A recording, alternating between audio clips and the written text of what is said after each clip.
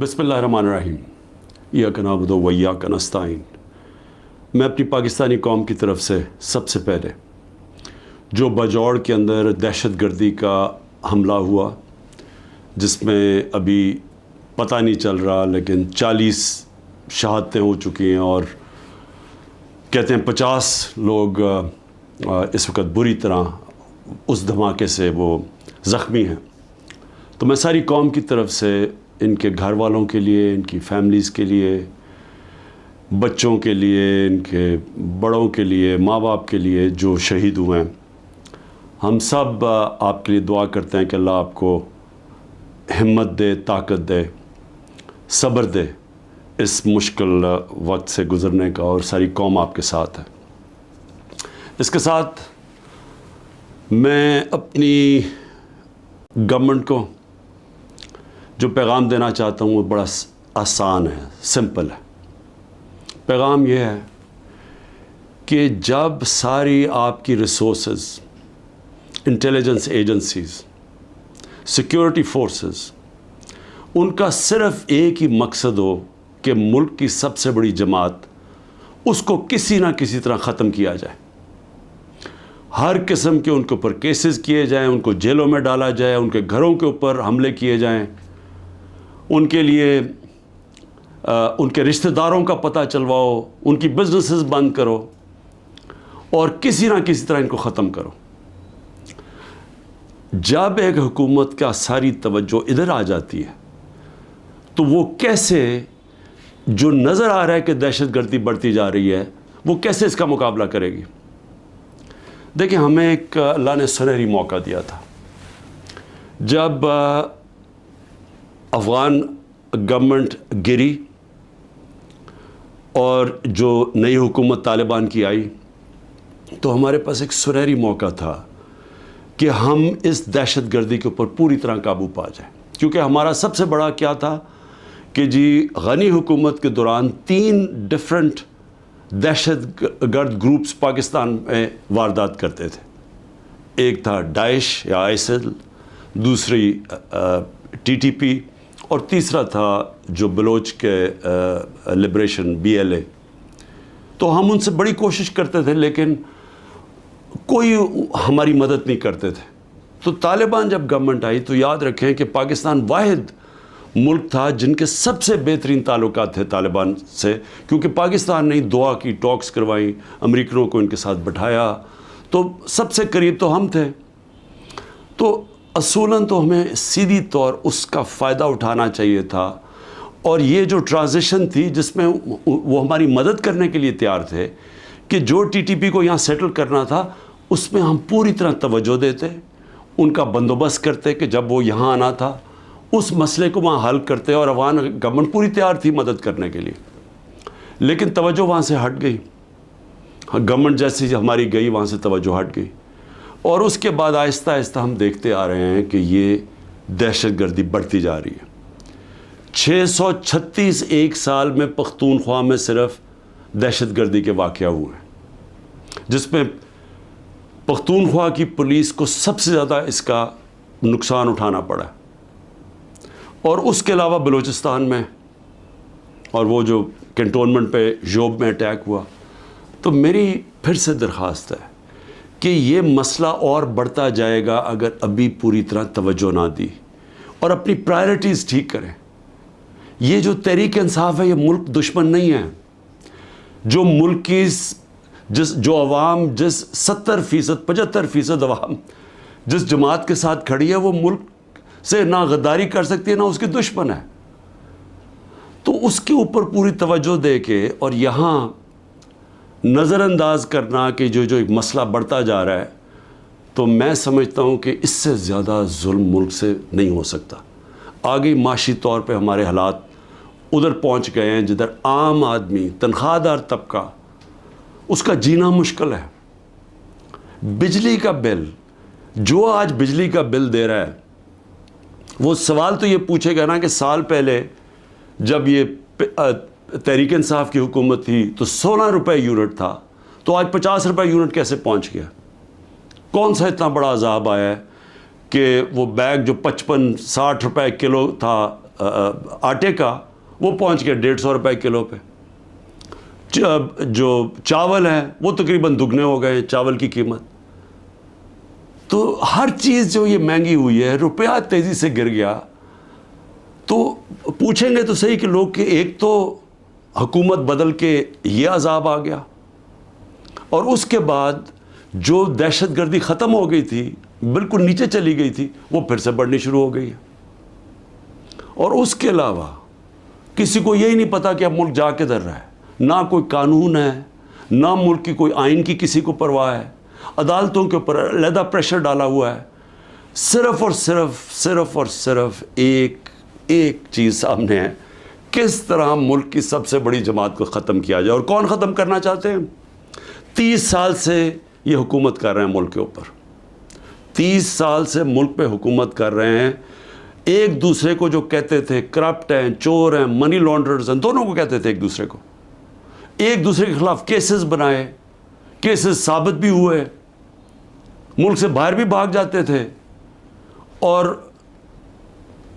وہ آج اکٹھے مل کے کوششیں کر رہے ہیں کہ اسٹیبلشمنٹ کے کندھے پہ چڑھ کے کیسے ملک کی سب سے بڑی جماعت کو ختم کریں. اور اس کے اندر ہمارا ملک تیزی سے نیچے جا رہا ہے, مایوسی بڑھتی جا رہی ہے. جب 12 لاکھ پاکستان کے پروفیشنلز ملک چھوڑ کے چلے جائیں, یہ پیسے سے زیادہ, یہ جو ہمارا ڈالر باہر نکلا ہے, کیونکہ یہ اپنے ڈالرز بھی لے کے گئے ہوں گے نا, تو جو ڈالرز باہر جا رہے ہیں وہ علیحدہ چیز ہے. لیکن جو برین ڈرین ہوئی ہے, جو آپ کے وہ لوگ جو کہ سب سے زیادہ معاشرے کی اٹھانے میں ان کا ہاتھ ہوتا ہے, پروفیشنلز کا, وہ جب ملک چھوڑ کے جا رہے ہیں, بزنس مین وہ ملک چھوڑ کے جا رہے ہیں, جو آپ کے ڈاکٹرز ہیں ہاسپٹلز میں, جو اسپیشلٹیز کے اندر جو ڈاکٹرز ہیں, جو اسپیشلسٹ ہیں, جب وہ ملک چھوڑ کے جا رہے ہیں, تو مجھے بتائیں ملک کا کیا مستقبل ہے. اور وہ اسی لیے ہے کہ کسی کو سمجھ ہی نہیں آ رہی ملک جا کدھر رہا ہے, کہ ایک پارٹی کو ختم کرتے کرتے سارے ملک کے ادارے تباہ کر دیے. کسی ادارے کے اوپر لوگوں کو اس وقت اعتماد نہیں ہے. FIA کو تو لگایا ہوا ہے کہ جی کسی نہ کسی طرح پکڑو عمران خان کو اور یہ PTI کی لیڈرشپ کو, کسی طرح سائفر پہ پکڑ لو. یہ نہیں پتا کہ سائفر جتنی سائفر پہ بات ہوتی ہے تو ساری انگلیاں ان کے اوپر آتی ہیں. یہ جو آج اقتدار میں بیٹھے ہوئے ہیں, یہ ساری انگلی ان کے اوپر اٹھتی ہے. اور اب تو نون لیگ کے ڈیفنس منسٹر نے بھی کہہ دیا ہے کہ جنرل باجوہ نے تو ہمیں پہلے سے بتا دیا تھا کہ میں یہ گورنمنٹ گرانے لگا ہوں. اس نے تو یہ کہا ہے کہ اگر کرونا نہ آتا تو یہ تو 1 سال کے اندر گورنمنٹ گر گئی تھی ہماری, اور پنجاب تو وہ پہلے گرانا چاہتے تھے. اس کے بعد کہتے تھے تم سینٹر بھی لے لو. یہ نہیں کہ اس نے ڈیفنس منسٹر نے یہ جو بات کی ہے, ہمیں تو یہ پتہ ہی تھا کہ یہ ہو کیا رہا ہے, سازش ہوئی ہے. میں تو کہتا جا رہا تھا, اور سازش ڈیلے ہو گئی. 2 سال اگر کرونا کے نہ آتے تو اس کے وہ بھی کہتا ہے کہ گورنمنٹ پہلے چلی جانی تھی. تو ہمیں تو یہ پتہ تھا کہ سازش ہوئی ہے. لیکن یہ بھی ایک اور سوال اب اٹھتا ہے کہ کیسے کوئی آدمی جو گریڈ 22 کا ایک آفیسر ہے, کیسے وہ کس فورم پہ فیصلہ کرتا ہے کہ کون سی حکومت رہنی چاہیے, کون سی جانی چاہیے. کیا بند کمرے میں اتنا بڑا فیصلہ ہونا چاہیے جس کی اتنی بڑی قیمت قوم ادا کر رہی ہے. آج جدھر ہم پہنچ گئے ہیں, آج پاکستان کے حالات ہیں, اندر سے لوگ باہر جا رہے ہیں اور باہر سے لوگ پاکستان کو اب کس طرح دیکھ رہے ہیں. تو جب اس طرح کے حالات ہوں, کیا ملک کو صرف یہی کام کرنا چاہیے کہ کسی نہ کسی طرح جو عوام کی آواز بند کی جائے. پہلے الیکشن اناؤنس ہوئے 14 مئی کو, پنجاب کے الیکشنز کانسٹیٹیوشن کے مطابق. سپریم کورٹ آرڈر کرتا ہے, گورنمنٹ مانتی نہیں ہے. اسی وقت مجھے ویسے افسوس سے کہنا پڑتا ہے کہ سپریم کورٹ کو اس وقت اپنی ریٹ قائم کرنی چاہیے تھی. ہمیں افسوس ہے کہ انہوں نے اس حکومت کو آئین کو توڑنے کی اجازت دے دی. جب آپ نے ان کو کوئی ایکشن ہی نہیں لیا تو اس کا مطلب گورنمنٹ اور تو چوڑی ہو گئی. اب تو کھل کے کہہ رہی ہے کہ اگر سپریم کورٹ فیصلہ بھی کرتا ہے ملٹری کورٹس پہ ہم مانیں گے نہیں, کیونکہ اب تو ان کے لیے تو پاکستان اب جو طاقتور بیٹھا ہوا ہے وہ فیصلہ کرے گا آئین کا کون سی شق ماننی ہے کون سی نہیں ماننی. تو میں صرف اس کا یہ آگے بڑھنے سے پہلے یہ جو جنرل باجوہ کی باتیں اب سامنے آ رہی ہیں، کئی ایسی باتیں ہیں جو میں اس لیے نہیں کرتا، میں اپنے اداروں کو نقصان نہیں پہنچانا چاہتا، لیکن جو یہ جس طرح انہوں نے ایک سازش کر کے گورنمنٹ گرائی اور کیسے وہ ملے ہوئے تھے دوسروں کے ساتھ، یہ جو پی ڈی ایم کے لوگوں کے ساتھ کیسے ان کے رابطے تھے، اور کیسے انہوں نے جو سب سے بڑا ظلم کیا کہ احتساب کا عمل ختم کیا. احتساب یاد رکھیں کہ جو کرپشن کیسز تھے، میں بار بار کہتا ہوں 95% ہمارے پہلے کے کرپشن کیسز آ رہے تھے، ہمیں وراثت میں ملے تھے، ہم نے نہیں بنائے تھے. میرے اوپر تو آج 200 کیسز تقریباً ہو چکے ہیں چند مہینے کے اندر. ان کے اوپر 2 3 کیسز تھے اور وہ سارے پرانے بنے ہوئے تھے، 95% پرانے کیسز تھے. ہمیں تو وہ جو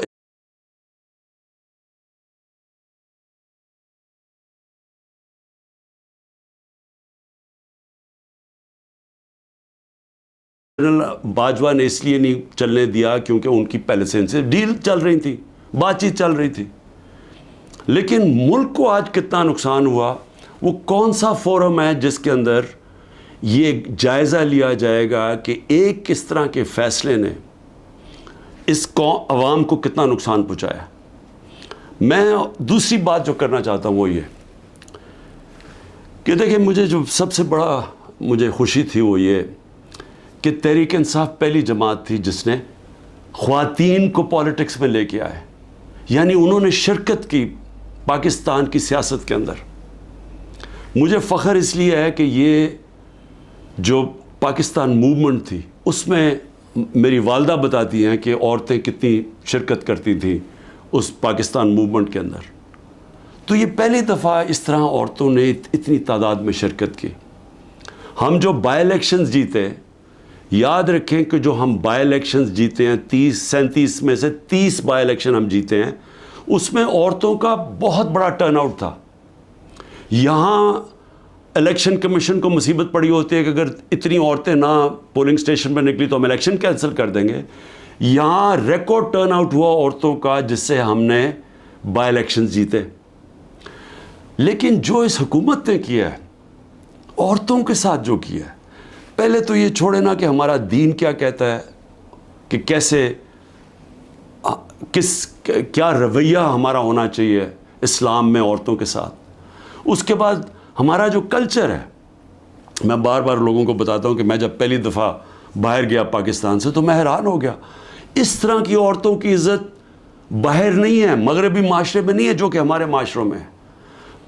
اور جس طرح عورتوں کو سڑکوں پہ گھسیٹا، جس طرح ان کو جیلوں میں ڈالا، جس طرح ابھی تک جس طرح عورتوں کو جیلوں میں رکھا ہوا ہے. اور میں یعنی حیران ہوں کہ کیا ڈاکٹر یاسمین کسی یہ بلڈنگ جلانے میں تھی ملوث؟ کیا عالیہ حمزہ تھی؟ کیا طیبہ تھی؟ کیا صنم تھی؟ کیا ختیجہ؟ انہوں نے کوئی بلڈنگ جلائی ہے؟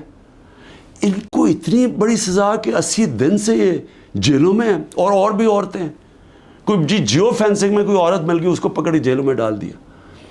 اور ان کے بچے ہیں اور اس کے باوجود ان کو جیلوں میں رکھا ہوا. یہ کون سے معاشرے میں ہوتا ہے؟ اور یہ پرامن احتجاج تھا. پرامن احتجاج آئین ہمیں حق دیتا ہے. یہ پاکستان کا قانون نہیں توڑا تھا کسی نے. جو لوگوں نے جا کے کور کمانڈر ہاؤس جلایا تھا اس کے اوپر پوری تفتیش ہونی چاہیے اور سزا ملنی چاہیے. لیکن ان کو بھی تفتیش کریں. وہاں کوئی سی سی ٹی وی کیمرہ لگے تھے، سیف سٹی کے کیمراز تھے، پتہ تو چلے کہ کیا ہوا ہے. ہمیں پتہ ہے کہ عسکری ٹاورز کس نے جلائے ہیں، ہمارے پاس ایویڈنس ہے. ریڈیو پاکستان کی ایویڈنس مل رہی ہے کہ پشاور کس نے جلایا ہے. تو ایک ون سائیڈڈ ویو دے کے تو ساروں کو یہ اوپر ایکشن لے لیا جس میں عورتیں جیلوں میں ڈال دی ہیں. اور عورتوں کا ان کے جو باہر عورتیں ان سے کیا ہو رہی ہیں وہ چھپی ہوئی ہیں. ہماری جو تنظیم کی عورتیں تھیں ان کے گھروں کے اوپر اٹیکس، کئیوں کے خامد کو پکڑ کے لے گئے، کئیوں کی بزنسز بند کر دی، جو خامدوں کی ہسبینڈز کی بزنس بند کر دی. یعنی وہ اتنی مشکلوں میں ان کو ڈال دیا اور کہیں تو چھوڑ کے چلے گئے پالیٹکس. انہوں نے کہا جی ہم نہیں کر سکتے. یہ کون کر سکتا ہے یہ مجھے بتائیں. جن عورتوں کے بچے ہوں, جن عورتوں کے خامد ہوں, بھائی ہوں, باپ ہوں, وہ جب دیکھیں گے کہ یہ ہو رہا ہے عورتوں کے ساتھ, کون اجازت دے گا اپنی عورتوں کو پالیٹکس میں آنے کے لیے؟ اور اس سے بڑا ظلم کیا ہو سکتا ہے کہ 50% آپ کی آبادی آپ ان کو پالیٹکس سے باہر نکال دیں, جب کہ وہ شرکت کرنا شروع کر دی تھی. ایک سیاسی شعور پیدا ہو گیا تھا جس میں عورتیں کیا, بچے, نوجوان, بوڑھے, لیکن جو عورتوں کی شرکت تھی مجھے ایسے لگتا ہے کہ یہ پلان کے تحت, یہ پلان کر کے عورتوں کو سیاست سے باہر کیا جا رہا ہے. جس طرح انہوں نے اوورسیز پاکستانیز کی ووٹنگ کینسل کروائی, ہم نے جو ان کو ووٹنگ رائٹس دلوائے تھے, ہم نے ان کے پوری سسٹم کے کیسے انہوں نے شرکت کرنی ہے پاکستان کی الیکشن ڈے کے اوپر, پاکستان کے الیکشنز میں ووٹ ڈال کے, وہ انہوں نے ختم کروایا اوورسیز پاکستانیز کو جن کے پیسے پہ ملک چلتا ہے. وہ اوورسیز پاکستانی اگر وہ اپنی ریمیٹنسز روک دیں, آدھا بھی پیسہ کام کر, پاکستان بینکرپٹ بالکل ہی بیٹھ جائے گا. ان کی انہوں نے بند کروا دی کیونکہ وہ اوورسیز پاکستانی زیادہ تر تحریک انصاف کے تھے, ان کی ووٹنگ رائٹس ختم کروا دی. اور اب آ کے عورتیں, جو انہوں نے نظر آیا ان کو کہ عورتیں نکل رہی ہیں الیکشن میں, ووٹس ڈال رہی ہیں, جو بائی الیکشنز تحریک انصاف جیتی اس میں عورتوں کا بہت بڑا ہاتھ تھا, انہوں نے اب ان عورتوں کے اوپر یہ جان کے سختی اور ظلم کر رہے ہیں تاکہ وہ بھی پالیٹکس سے باہر ہو جائیں. اور میں پھر سے کہتا ہوں, اس سے بڑا معاشرے پہ کیا ظلم کر سکتے ہیں آپ کہ صرف اور صرف یہ چوروں کا ٹولہ اوپر ملوث کرنے کے لیے یہ سارے حربے استعمال کیے جا رہے ہیں, یہ ظلم کیا جا رہا ہے اس ملک کے ساتھ. اور میں, کیونکہ عاشورہ بھی ختم ہوا, میں صرف اپنی قوم سے ایک بات کہنا چاہتا ہوں. دیکھیں, ہم نے حضرت امام حسین کی شہادت سے کیا سیکھا؟ ہم نے سب سے پہلے یہ چیز سیکھی کہ جو لا الہ الا اللہ, جس کا اللہ جس کو ایمان دے دیتا ہے, اور جس کو علامہ اقبال کہتے ہیں عشق. اور میں نے ایک علامہ اقبال کا فارسی میں نے ٹویٹ بھی کیا ہے, اور میں نے اس کو اپنی انسٹاگرام اور سارے فورمز پہ کہا ہے کہ وہ فارسی کہہ, لیکن اس میں انگریزی میں بھی اور اردو میں بھی پورا اس کا ترجمہ ہے. تو علامہ اقبال ان کی شہادت کو کیسے دیکھتے ہیں, اتنی خوبصورتی سے انہوں نے بتایا ہوا ہے کہ لا الہ الا اللہ کا مطلب آزادی, اور آزادی خوف سے بھی, آزادی اپنی میں سے بھی, اور وہ آتی ہے عشق اللہ سے, اللہ سے عشق کرنے سے. اور وہ ہے جب لا الہ الا اللہ, جب آپ اپنے ذہن میں دعویٰ کر دیتے ہیں, پھر آپ کسی کے سامنے نہیں جھکتے. تو جب پتہ تھا کہ وہ پوری کی پوری فوج سامنے کھڑی ہے, پیچھے نہیں ہٹے, جھکے نہیں. اور جو ان کی شہادت تھی, جس طرح علامہ اقبال کہتے ہیں کہ صدیوں تک مسلمان جب کھڑا ہوتا تھا ظلم کے خلاف, غلامی کے خلاف, تو وہ لا الہ الا اللہ اور امام حسین, حضرت امام حسین کی جو شہادت تھی وہ ہمیشہ یاد رکھتا تھا. وہ جو پتہ ہوتے ہوئے ایک انسان کو کہ ہم جیت نہیں سکتے, یعنی کوئی میری موت ہے, میں یہ جو اب کھڑا ہوں اسٹینڈ کے اوپر تو میں زندہ نہیں رہوں گا, اس کے باوجود وہ عشق کتنا ہوتا ہے اوپر والے کے ساتھ کہ وہ کہتا ہے کہ میں یہ کوئی نہ سمجھے کہ میں خوف کے بت کی وجہ سے کسی کے سامنے جھک گیا ہوں. اور یہ ہوتا ہے کہ جو انہوں نے بیج بو دیے کہ ہمیشہ مسلمان دنیا میں ظلم کے سامنے جب لوگ کھڑے ہوتے ہیں تو ان کو یاد آتا ہے وہ اس قربانی کا. اور یہ بھی یاد رکھیں کہ یزید نے کیسے یہ ظلم ہونے دیا تھا, وہ کیوں کامیاب ہوا, کیونکہ کوفہ کے لوگ اتنے خوف زدہ تھے. اس نے اپنا گورنر, ظالم گورنر کو رکھا تھا وہاں, اس کے ظلم کی وجہ سے وہ اتنے سہمے ہوئے تھے, وہ اتنے ڈر گئے تھے یزید کے ظلم سے کہ وہ نکلے نہیں. انہوں نے اتنا بڑا ثانیہ اسلام کی تاریخ میں ہونے دیا اور وہ ساری زندگی پچھتاتے رہے. تو آج میرے پاکستانیوں یہ یاد رکھیں, یہ جو ظلم کیا جا رہا ہے آپ کے اوپر خوف ڈالا جا رہا ہے کہ یہ جی وہ جیل میں پکڑ لیں گے، وہ گھر توڑ دیں گے، وہ یہ کر دیں گے، وہ مار دیں گے، وہ ویگو ڈالا آ جائے گا، آپ اس سے اپنے آپ کو آزاد کریں. یہ جس وقت آپ نے یہ فیصلہ کیا کہ ہم رائے حق کے اوپر کھڑے ہیں، ہم ظلم کے سامنے نہیں جھکتے، ہم اپنی آزادی لے لیں گے. ہم یہ چھوٹا سا طبقہ جو ٹولہ اوپر بیٹھ کے سارے ملک کے وسائل کے اوپر بھی قابو کر کے بیٹھا ہے، چوری یہ کرتا ہے، ملک پیسہ باہر بھیج دیتا ہے، احتساب جو عام لوگوں کے لیے چھوٹی چھوٹی چوریوں میں لوگوں کو جیلوں میں بھرا ہوا ہے، اور جنہوں نے نہیں بھی چوری کی طاقتور کے سامنے وہ آتا ہے اس کو جیلوں میں ڈال دیتے ہیں، لیکن ان کے لیے NRO مل جاتا ہے ان کو.